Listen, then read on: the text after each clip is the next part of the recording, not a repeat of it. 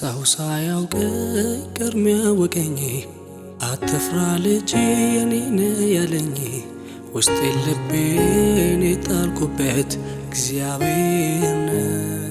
ከዚህ በመቀጠል የማቀርብላችሁ የእግዚአብሔር ቃል መልእክት የሚሆነው ሐሳቡ በክርስቶስ ኢየሱስ ስላገኘነው ማንነትና በዛ ደግሞ በተቀበልነው ማንነት እንዴት መመላለስ አለብን የሚለውን ነገር ባለችን ደቂቃ በቀጣይ የምንካፈል ይሆናል። የእግዚአብሔር ቃል መልእክት በፊልጵስዩስ መጽሐፍ ላይ በምዕራፍ 2 ላይ ከቁጥር 1 ጀምሮ ያለውን ሐሳብ ነው የማካፍላችሁ። በዚህ በፊልጵስዩስ መጽሐፍ ምዕራፍ 2 ላይ የክርስቶስ ኢየሱስን ሐሳብ በግልጽ የሚያሳየን ክፍል ነው። ሁል ጊዜም በቅድሚያ የክርስቶስ ኢየሱስን ማንነት ወይም በክርስቶስ ኢየሱስ በማመን የሚገኘው ሕይወት ምን አይነት ሕይወት እንደሆነ ለማወቅ ስንፈልግ ሁል ጊዜም የክርስቶስ ኢየሱስን ማንነት ከማወቅ መጀመር መቻል አለብን። ክርስቶስ ኢየሱስ ማን ነው? ክርስቶስ ኢየሱስ ባህሪውን፣ ክርስቶስ ኢየሱስ ያለውን አምላካዊ ስልጣን በምናውቅ ጊዜ እኛ ደግሞ የክርስቶስ ኢየሱስን ያንን ባህሪ ለሌሎች ሰዎች ለማካፈልና ያንን የክርስቶስ ኢየሱስን ባህሪ ለማሳየት ዕውቀቱ ይኖረናል ማለት ነው። ስለዚህ ሁል ጊዜም በክርስትና ሕይወት ውስጥ የክርስቶስ ኢየሱስን ባህሪ ለማሳየት በቅድሚያ ክርስቶስ ኢየሱስ ማን እንደሆነ ማወቅ መቻል አለብን። ከቁጥር 4 ጀምሮ አነበዋለሁ። እያንዳንዱ ለራሱ የሚጠቅመውን አይመልከት፣ ለባልንጀራው ደግሞ እንጂ። በክርስቶስ ኢየሱስ የነበረ ይህ ሐሳብ በእናንተ ዘንድ ደግሞ ይሁን።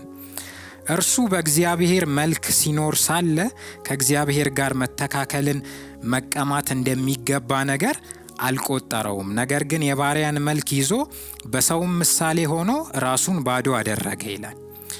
በዚህ ክፍል ላይ ሲናገር እርሱ በእግዚአብሔር መልክ ሲኖር ሳለ ይላል።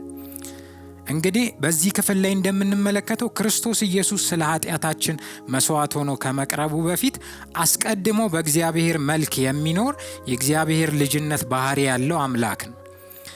በዮሐንስ ወንጌል ምዕራፍ 1 ከቁጥር 1 ጀምሮ እንደሚናገረው በመጀመሪያው ቃል ነበረ፣ ቃልም በእግዚአብሔር ዘንድ ነበረ፣ ቃልም እግዚአብሔር ነበረ፣ ከዚያ ቃልም ሥጋ ሆነ እያለ ይናገራል።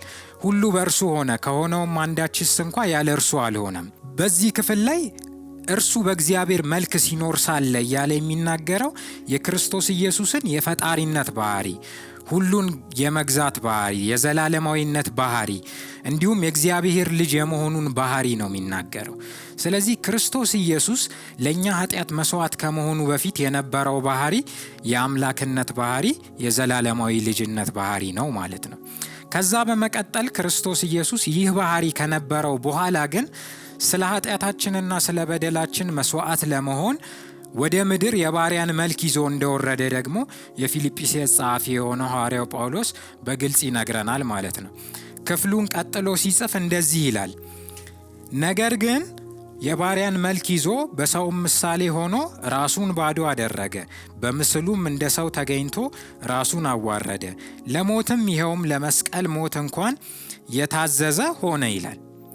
ስለዚህ ሁለተኛው ደግሞ የክርስቶስ ኢየሱስ ከኛ ጋር የተዋወቀበት ማንነቱ የአዳኝነት ወይም ደግሞ እኛን ከእግዚአብሔር ጋር የማስታረቅ ባህሪው ነው ማለት ነው። ይሄ ባህሪው ከመጀመሪያው ባህሪው ከእግዚአብሔርነት ባህሪው ጋር ተያይዞ የመጣ ሁለተኛ ባህሪ ነው። ይሄም ደግሞ ስለኛ ኃጢአትና ስለኛ በደል መስዋዕት ለመሆንና ስለ ኃጢአታችን ዋጋን ለመክፈል በምድር ላይ የሰውን ማንነት ወይም ደግሞ የሰውን ባህሪ ይዞ የተገለጠበት ማንነት ነው ማለት ነው። ስለዚህ ክርስቶስ ከፍጹም አምላክነት በተጨማሪ ወደ ፍጹም ሰውነት ደግሞ ራሱን ደግሞ በባህሪ የመጣበት ሁኔታ ነው ያለው ማለት ነው። በዚህ የመጣበት ምክንያቱ ምንድነው ካልን የኛ ኃጢአት ነው ምክንያቱ። ፍጹም ሰው የመሆን ምክንያቱ ወይም ፍጹም ሰው መሆን ያስፈለገው ምክንያቱ የኛ ኃጢአት ነው ማለት ነው። ስለዚህ በምድር ላይ በሚመላለስበት ጊዜ እንደ አዳኝ እስከ መስቀል ሞት እንኳን ድረስ የታዘዘ ሆኖ በምድር ላይ ተመላልሷል ማለት ነው። ሁለተኛው በክርስትና ሕይወታችን ወይም ደግሞ የክርስቶስ ኢየሱስን ሕይወት ባህሪ ለመግለጽ የምንሄድበት ጉዞ ላይ ማወቅ ያለብን ሁለተኛው ነገር የክርስቶስ ኢየሱስ ስለ ኃጢአታችን ወደ ምድር መምጣቱንና ፍጹም የባሪያን መልክ ይዞ በምድር ላይ መመላለሱን ነው ማለት ነው። ክርስቶስ ኢየሱስ እስከ መስቀል ሞት የታዘዘበት ምክንያት ስለ ራሱ ኃጢአት ሳይሆን ስለኛ ኃጢአት ነው። እስከ መስቀል ሞት የታዘዘበት ምክንያት ኃጢአታችንን በመስቀል ላይ ለማስወገድ ነው ማለት ነው። ስለዚህ ክርስቶስ ኢየሱስን በአዳኝነት ባህሪው ልናውቀው ይገባል። ክርስቶስ ኢየሱስ ፍጹም ሰው በሆነው ባህሪው በምድር ላይ ተገልጧል። ለሞትም ሊያውም ለመስቀል ሞት የታዘዘ ሆኗል ማለት ነው። ስለዚህ ክርስቶስ ኢየሱስን ደግሞ በሁለተኛ ማንነቱ ልናውቀውና ልንተዋወቀው ይገባል። ይሄም የአዳኝነት ማንነቱ ነው ማለት ነው። ሶስተኛው ደግሞ የክርስቶስ ኢየሱስ ማንነት ከሞት በኋላ እግዚአብሔር ደግሞ ባከበረው ልክ ደግሞ በሶስተኛ ማንነቱ ልናውቀው ይገባል። ይሄ በጣም መሰረታዊና ቁልፍ የሆነ ጉዳይ ነው። ምክንያቱም ክርስቶስ ኢየሱስ ሞቶ አልቀረም። ክርስቶስ ኢየሱስ ከሞተ በኋላ ደግሞ እንደገና በሙታን ትንሣኤ ደግሞ በኋለኛ ክብር ተነስቶ በእግዚአብሔር ቀኝ ተቀምጧል። ለኛ ለክርስቲያኖች ዋነኛ መሰረታዊና ቁልፍ ልናውቀው የሚገባ ደግሞ በህይወታችን ላይ ዕለት ዕለት ዘወትር ልንገልጠው የሚገባን ጉዳይ የትንሣኤው ጉዳይ ነው ማለት ነው። ክርስቶስ ኢየሱስ ከሞተ በኋላ በእግዚአብሔር መንፈስ ከሙታን ከተነሳ በኋላ ያንን ከሙታን የተነሳበትን ህይወት ለኛ ሰጥቶን ሄዷል። ስለዚህ ክርስቶስ ኢየሱስ ሞቶ አልቀረም። በሶስተኛ ማንነቱ ደግሞ የትንሣኤ ጌታ ነው ማለት ነው። ስለዚህ ሞትን አሸንፎ በትንሣኤ ደግሞ አሁን በአባቱ ቀኝ አለ። ስለዚህ ይህንን ማንነቱን በጣም ጠንቅቀን ልናውቅ ይገባናል። በምዕራፍ 2 ከቁጥር 9 ጀምሮ ባለው ሐሳብ ላይ በዚህ ምክንያት ደግሞ እግዚአብሔር ያለ ልክ ከፍ ከፍ አደረገው፣ ከስምም ሁሉ በላይ ያለውን ስም ሰጠው። ይህም በሰማይና በምድር ከምድርም በታች ያሉት ሁሉ በኢየሱስ ስም ይንበረከኩ ዘንድ ምላስም ሁሉ ለእግዚአብሔር አብ ክብር ኢየሱስ ጌታ እንደሆነ ይመሰክር ዘንድ ነው ይላል ማለት ነው። ስለዚህ በመቀጠል ክርስቶስ ኢየሱስ የተገለጠው የህይወቱ ባህሪ ከስሞች ሁሉ በላይ የሆነውን ስም ይዞ በአባቱ ቀኝ ተቀምጦ በሰማይም በምድርም ከምድርም በታች ባለው ዓለም ላይ ከፍተኛውን የሆነ ወይም ደግሞ የመጨረሻውን የሆነ ከፍተኛ ስልጣን የተቀበለበት ማንነት ነው። ይህ ለኛ ለክርስቲያኖች የሚጠቅመን ነገር ምንድነው ካለን እኛ ክርስቲያኖች በክርስቶስ ኢየሱስ አምነን በምንመላለስበት ጊዜ የትንሣኤው ባህሪ ተካፋዮች ነን። ወይም በክርስቶስ ኢየሱስ አምነን በምንንቀሳቀስበት ጊዜ ክርስቶስ ኢየሱስ የሞተው ሞት ለኛ ስለሚቆጠርልን ትንሣኤውም ደግሞ አብሮ ይቆጠርልናል። ስለዚህ የትንሣኤው ህይወት ተካፋዮች ነን። የትንሣኤው ህይወት ተካፋዮች በምንሆን ጊዜ ደግሞ እርሱ የተቀበለው ስልጣን የኛ ስልጣን ነው። እርሱ የተቀበለው ኃይል የኛ ኃይል ነው። እርሱ የተቀበለው ማንነት የኛ ማንነት ነው ማለት ነው። ስለዚህ ክርስቶስ ኢየሱስ በሶስተኛው ማንነቱ በሰማይም በምድርም ከምድርም በታች ባለው ሁሉ ላይ ከፍተኛ የሆነውን ስም፣ ከፍተኛ የሆነውን ማንነትና ስልጣንን ተቀብሏል ማለት ነው። ስለዚህ አሁን በህይወታችሁ ላይ አፕላይ እንድታደርጉ ምፈልገው፣ በህይወታችሁ ላይ እንድትተገብሩ ምፈልገው ነገር የትንሣኤን ህይወት መለማመድ መጀመር አለባችሁ። ክርስቶስ ኢየሱስ ሞቶ አልቀረም። ስለ ኃጢአታችን ስለ በደላችን በከፈለ ዋጋ ብቻ እዛ ጋር አልቀረም። የኛ ታሪክ ከዛ በኋላ ባለው ላይ የሚጀምር ነው ማለት ነው።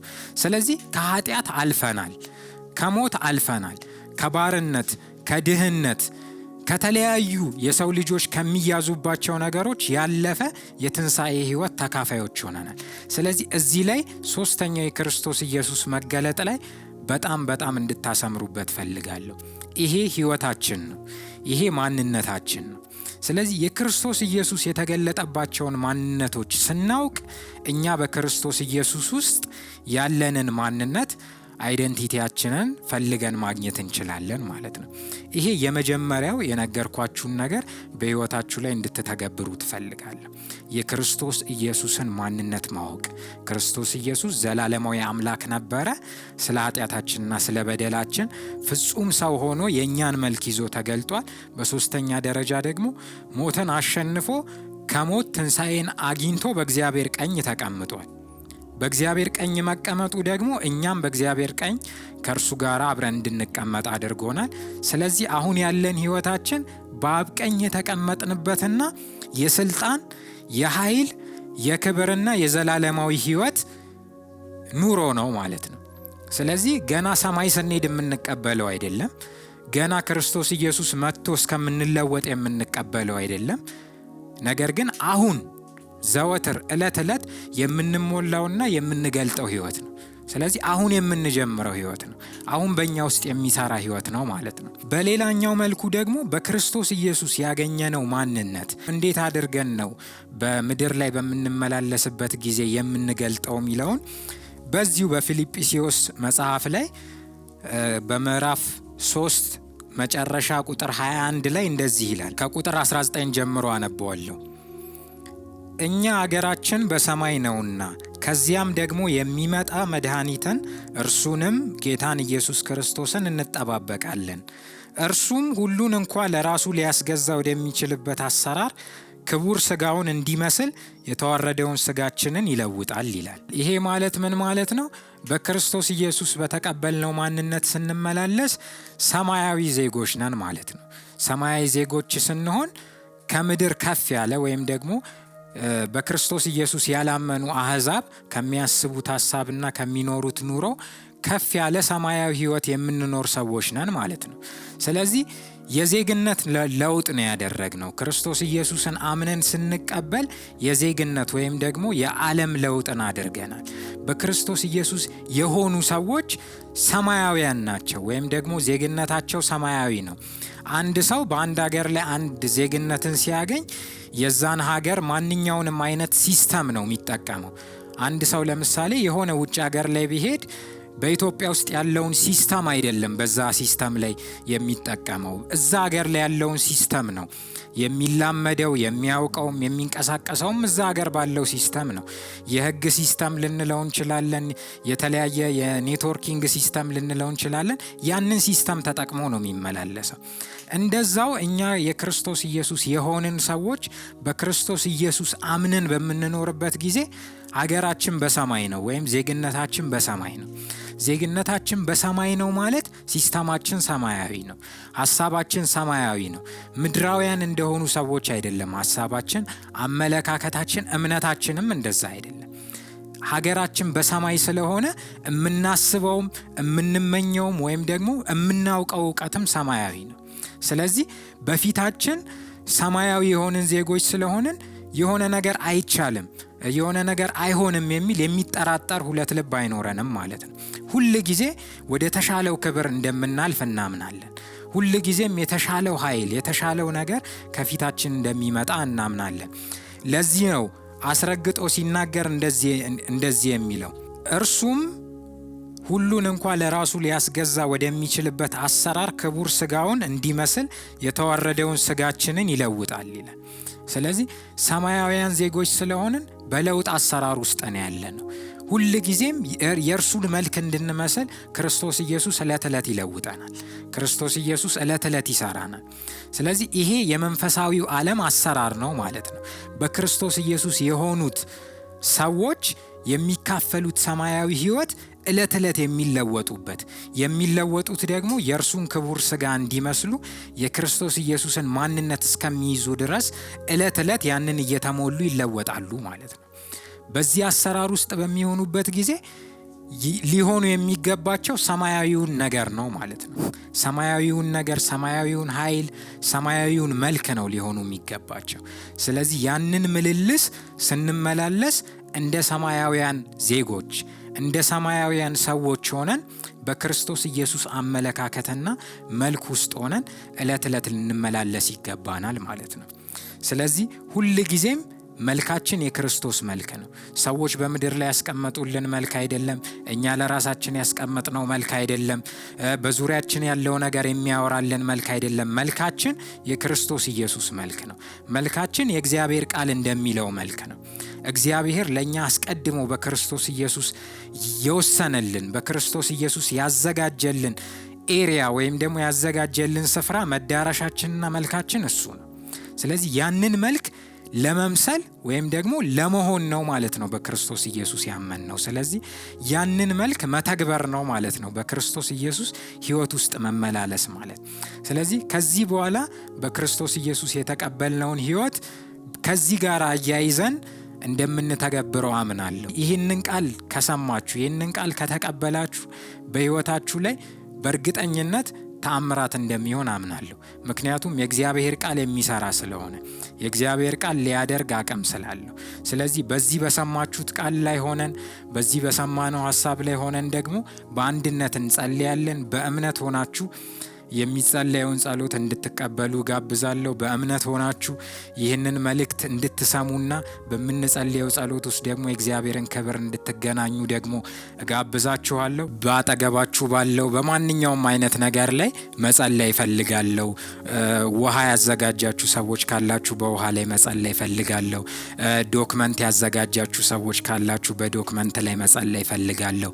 በሚያማችሁ ቦታ ላይ ደግሞ እጃችሁን ጭናችሁ ደግሞ ይህንን ጸሎት ደግሞ እንድትካፈሉ አምናለሁ። አስታውሱ፣ ቅድም የነገርኳችሁ ቃል ላይ ክርስቶስ ኢየሱስን ከስምም ሁሉ በላይ ያለውን ስም ሰጠው ይላል። ስለዚህ የምንጸልየው በክርስቶስ ኢየሱስ ስም አማካኝነት ነው። ባላችሁበት ቦታ ላይ ሆናችሁ ይሄ ስም ሊያደርግ የሚችለውን ነገር ሁሉ እንደምትቀበሉ አምናለሁ። ስለዚህ በክርስቶስ ኢየሱስ ስም እንጸልያለን። ባላችሁበት በሚያማችሁ ቦታ ላይ እጆቻችሁን ጭናችሁ እንጸልያለን። አሁን በጌታ በኢየሱስ ስም በማናቸውም አይነት ጉዳይ ላይ ጸልያለሁ። ቅዱሳን ወገኖቼ የተቸገሩበት የታወኩበት ነገር ቢኖር በጌታ በኢየሱስ ክርስቶስ ስም መፍትሄን እንዲያገኙ ጸልያለሁ። በጌታ በኢየሱስ ክርስቶስ ስም ማናቸውም አይነት የተዘጋ በር እንዲከፈት ጸልያለሁ። ማናቸውም አይነት የተያዘ ነገር ሰይጣን ዲያብሎስ አስሮ የያዘው ነገር በጌታ በኢየሱስ ክርስቶስ ስም እንዲለቀቅ ጸልያለሁ። በጌታ በኢየሱስ ክርስቶስ ስም የተለያየ አይነት በር፣ የተለያየ አይነት ጥያቄ ያላቸው ቅዱሳን ወገኖች መልሶቻቸውን በኢየሱስ ክርስቶስ ስም አሁን እንዲቀበሉ ጸልያለሁ። የተያዘባቸው ማናቸውም አይነት ነገር በኢየሱስ ስም አሁን እንዲለቀቅና ወደ እጃቸው እንዲገባ ጸልያለሁ።